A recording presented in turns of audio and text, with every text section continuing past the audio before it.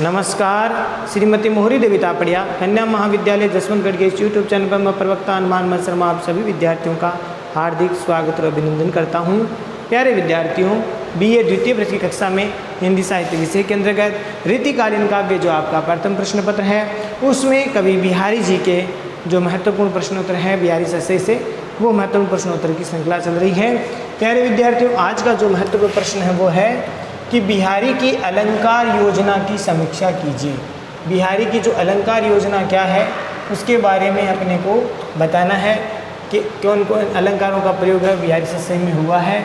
बिहारी सस्सई का अलंकार विधान अत्यंत कलात्मक है या चमत्कारी है, इस कथन की 100 उदाहरण विवेचना कीजिए। तो कुल मिलाकर के बात यह है, इसमें पूछा गया है कि बिहारी जी के जो बिहारी सस्सई जो रचना है उसमें अलंकार योजना किस प्रकार से हैं, अलंकार विधान कैसा है। तो प्यारे विद्यार्थियों, अलंकारों के बारे में इसे बताने से पूर्व पहले हम बिहारी जी के इस प्रश्न के भूमिका के रूप में कुछ पढ़ते हैं, कुछ समझते हैं। तो देखिए प्यारे विद्यार्थियों, रीतिकालीन काव्य धारा के रस सिद्ध कवि माने जाते हैं बिहारी। ठीक है, तो बिहारी जी रीतिकालीन जो काव्य धारा है उसके रस सिद्ध कवि होने के कारण बिहारी जी का काव्य भाव पक्ष है वो बहुत सशक्त है, मजबूत है, उतना ही अधिक जो कला पक्ष है वो भी समृद्ध है। यानी जो भाव पक्ष है वह तो मजबूत है ही बिहारी सस्सई में या बिहारी जी का बिहारी सस्सई ग्रंथ में, उसके साथ साथ जो कला पक्ष है वह भी बड़ा समृद्ध है। और काव्य की श्रेष्ठता केवल भावों की उत्कृष्टता पर निर्भर नहीं होती। प्यारे विद्यार्थियों, कोई भी काव्य है उसकी उत्कृष्टता, उसकी श्रेष्ठता केवल भावों पर निर्भर है, क्योंकि किसी भी काव्य के 2 पक्ष होते हैं, ये आप जानते हैं, एक भाव पक्ष होता है और एक कला पक्ष होता है। प्यारे विद्यार्थियों, कोई भी काव्य उसकी विशिष्टता, उसकी श्रेष्ठता केवल भावों पर ही नहीं टिकी हुई होती है। कहने का तात्पर्य है कि उसके केवल भावों की उत्कृष्टता पर निर्भर नहीं होती, वह श्रेष्ठ काव्य की श्रेष्ठता वह कलात्मक अभिव्यक्ति पर भी निर्भर रहती है। यानी दोनों पक्ष जो है मजबूत होने चाहिए, समृद्ध होने चाहिए। भाव पक्ष और कला पक्ष दोनों अगर श्रेष्ठ है तो वह काव्य श्रेष्ठ है। तो इस प्रकार से काव्य का जो कला पक्ष है वह माध्यम है। काव्य का जो कला पक्ष होता है वह ऐसा माध्यम है जिसके द्वारा भावों की अभिव्यक्ति होती है। जो भाव होते हैं, भाव जो कविता के रूप में परिणित होते हैं, और वह कविता में भावों के साथ साथ कला पक्ष का भी महत्वपूर्ण स्थान होता है।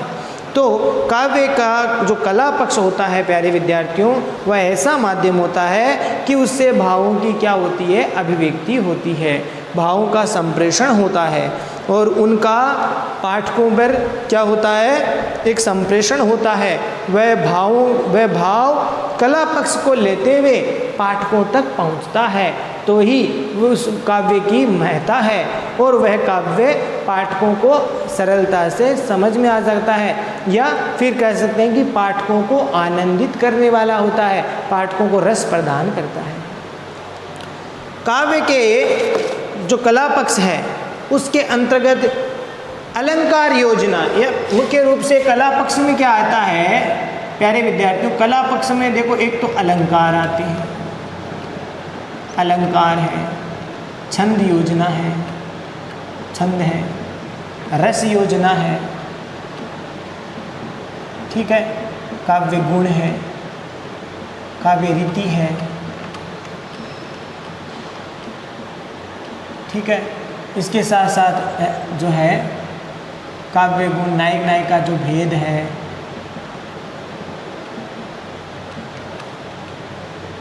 प्रकृति चित्रण है, ये सब चीज़ें कला पक्ष का ही एक भाव है।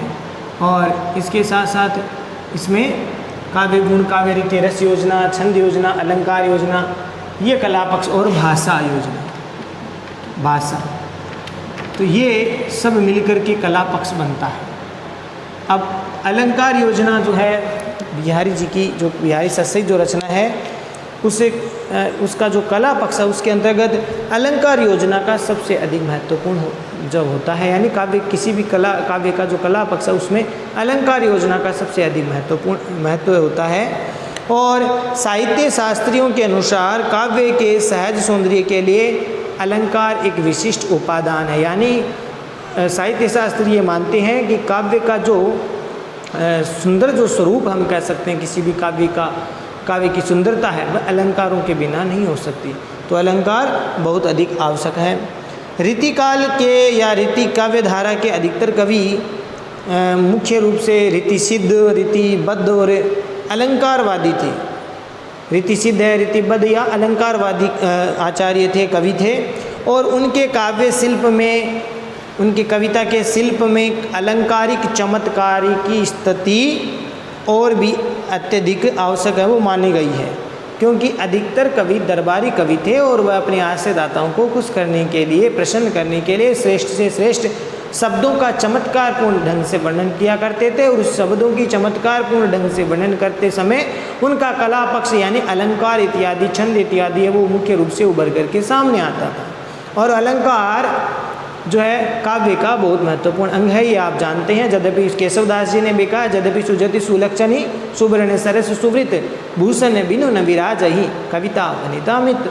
तो जैसे नारी बिना आभूषणों की शोभा नहीं देती, उसी प्रकार से कविता भी आभूषण यानी अलंकार के बिना शोभा नहीं देता। तो इस प्रकार से अलंकारिक चमत्कार रीतिकाल के तो कवियों में बहुत अधिक पाया गया है, या अलंकारों का जो चमत्कार करना रीतिकालीन कवियों के मुख्य जो उद्देश्य रहा है। और ये विशेषता बिहारी जी के सत्संग में भी स्पष्ट रूप से दिखाई देती है। तो ये अलंकार से युक्त काव्य रचना करना बिहारी सत्संग में भी दिखाई देता है। अब देखिए प्यारे विद्यार्थी, ये तो ये भूमिका। अब हम देखते हैं बिहारी का जो अलंकार विधान क्या है। आगे अलंकारों की चर्चा हम करेंगे। देखिए, तो अलंकारों, बिहारी का जो अलंकार विधान है वो कैसा है। अलंकारों का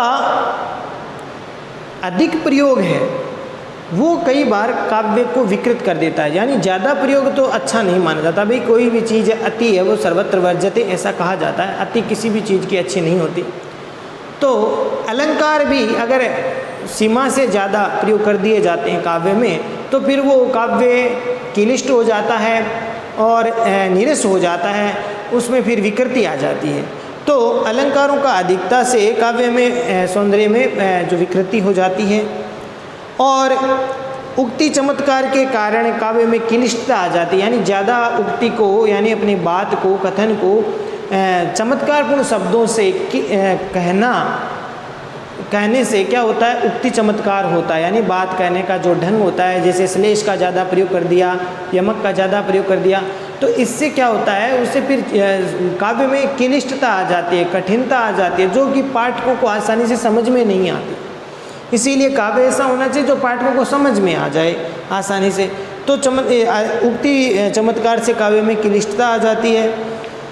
यदि किसी काव्य ग्रंथ में अलंकारों का समुचित प्रयोग किया जाए, अगर ये हम एक तरह से इस बिहारी अलंकार विधान के भूमिका के रूप में कुछ बात कर रहे हैं प्यारे विद्यार्थियों, तो अगर अलंकारों का किसी भी काव्य में समुचित यानी अच्छी प्रकार से उचित रूप से उसका प्रयोग कर दिया जाए, किसका, अलंकारों का, अगर समुचित रूप से इसका प्रयोग कर दिया जाता है, तो वह जो काव्य सौष्ठव है वो अत्यंत निखरा हुआ रूप में हमारे सामने आता है, या हम कह सकते हैं जो काव्य की सुंदरता है वो निखर करके सामने आती है।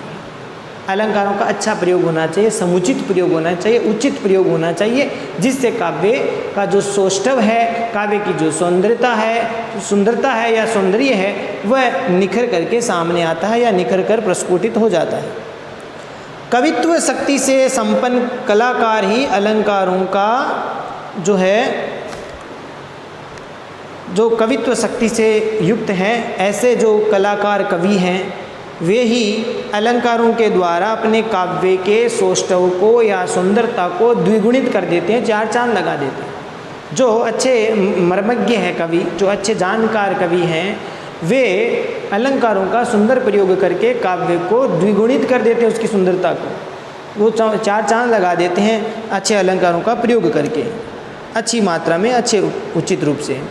इस दृष्टि से हम कह सकते हैं कि बिहारी जी एक सफल कलाकार थे, यानी शब्दों के द्वारा चमत्कार का प्रदर्शन करना, अच्छे अलंकारों का समायोजन करना, उसको अलंकारों को से युक्त जो उचित प्रकार से अलंकारों से युक्त जो रचना है, उससे अगर कोई कवि अपनी काव्य की सुंदरता को बढ़ाता तो वह कलाकार है। तो ऐसे कलाकार में बिहारी जी का भी नाम आता है। बिहारी जी भी एक सफल कलाकार माने जाते हैं। उनकी सही में अलंकार योजना बहुत अधिक प्रभावशाली है या बहुत अधिक प्रभाव को उत्पादन करने वाली है।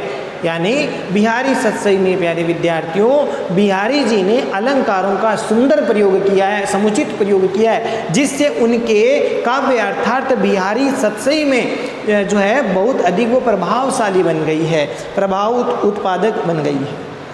उन्होंने अपने बिहारी सत्सई में अनुप्रास अलंकार है, यमक अलंकार है, श्लेष अलंकार है, रूपक अलंकार है, उपमा अलंकार है, अन्योक्ति अलंकार है। इस बहुत सारे हम कह सकते हैं कि शब्दगत और अर्थगत अलंकारों का सुंदर प्रयोग है वो किया है। स्वाभाविक रूप से इनके काव्य में वो चीज़ आ गई। तो हम कह सकते हैं कि बिहारी सत्सई में जो है बिहारी जी ने अनुप्रास, यमक, श्लेष, रूपक, उपमा, अन्योक्ति ऐसे कई शब्दगत अर्थगत जो है अलंकारों का सुंदर प्रयोग है वो किया है या स्वाभाविक रूप से प्रयोग किया है। इस प्रकार से प्यारे विद्यार्थियों, बिहारी जी ने अलंकार की जो योजना है वो अपने काव्य बिहारी सत्सई में की है। आगे हम प्यारे विद्यार्थियों अब हम एक एक अलंकारों को लेते हुए जो मुख्य मुख्य अलंकार जैसे अनुप्रास, श्लेष, उपमा या रूपक है या इनके अन्योक्ति जो अलंकार है, इनको हम लेकर के इनके उदाहरण इत्यादि हम समझेंगे, वो हम अगले वीडियो में लेंगे। ये अभी भूमिका के रूप में और बिहारी जी के अलंकार विधान के बारे में हमने चर्चा की। आशा करता हूँ यहाँ तक आपको ठीक से समझ में आ गया होगा। बाकी अलंकारों की बात हम आगे करेंगे, अन्यथा वीडियो काफ़ी लंबा हो जाएगा। तो आशा करता हूँ यहाँ तक आपको ठीक से समझ में आ गया होगा।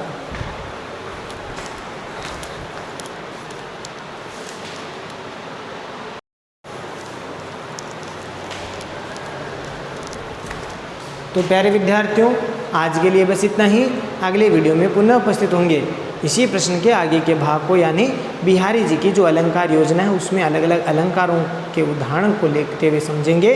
तब तक के लिए आप बिहारी जी के इस अलंकार योजना की जो समीक्षा वाला प्रश्न है उसकी भूमिका और बिहारी जी के अलंकार विधान के भूमिका या उसके बारे में जो परिचयात्मक हमने जानकारी ली है वो आप ठीक प्रकार से समझें और इनके नोट्स बनाकर इनको याद भी करें।